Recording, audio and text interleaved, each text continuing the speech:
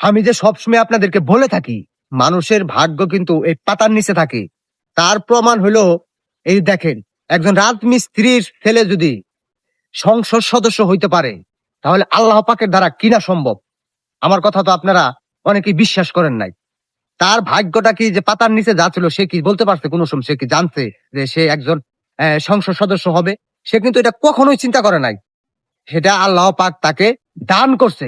এর জন্যই আল্লাহ পাক চাইলে মানুষকে নিমিষে বাদশাকে ফকির, ফকিরকে বাদশা বানাইতে পারে। এটাই হলো তার জ্বলন্ত প্রমাণ। তার নীতি ঠিক আছে, তার আদর্শ ঠিক আছে, তার সততা ঠিক আছে। এই কারণেই আল্লাহ পাক তাকে সেই মর্যাদা দান করছে।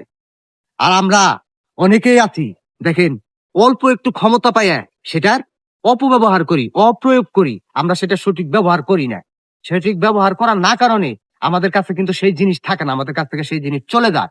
যারা মনে করতেছেন কত কিছু পাইছি অল্প একটু পাইয়া, যে যারা পায় তারা কখনো বলে না, আর যারা না পায় তারা কিন্তু সবসময় বলে বেড়ায় আমার অমুকটা আছে, আমার অমুকটা আছে, আমার অমুকটা আছে।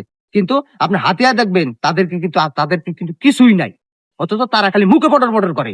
আর যাদের আছে তারা কিন্তু কখনোই বলে না। এই কারণে বলে থাকি ভাই, আপনার কাছে যতটুকু আছে, যা আছে, এতে শুকরিয়া আদায় করেন, আল্লাহ পাকের শুকরিয়া আদায় করেন।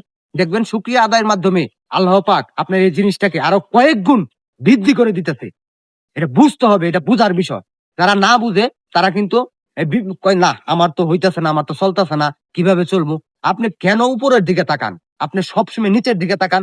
সবসময় নিচের দিকে তাকিয়ে চিন্তা করেন আপনি নিচের মানুষগুলো কিরকম আছে, সেগুলা চিন্তা করেন।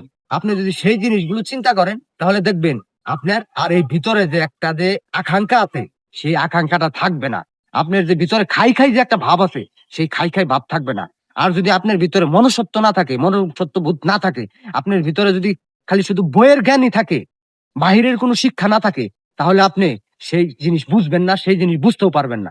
যাই হোক ভাই, আমি তো অধিকাংশ ভিডিওর মধ্যে আপনাদের মাঝে কথা বলি, বেশিরভাগ ভিডিওই কিন্তু আমার দেখবেন জঙ্গলের মধ্যে কথা বলি। কারণ এই জঙ্গলের ভিতরে না আসলে কিন্তু আমার ভিতর থেকে, আমার মগজ থেকে কিন্তু আসল কথাগুলো বের হয় না।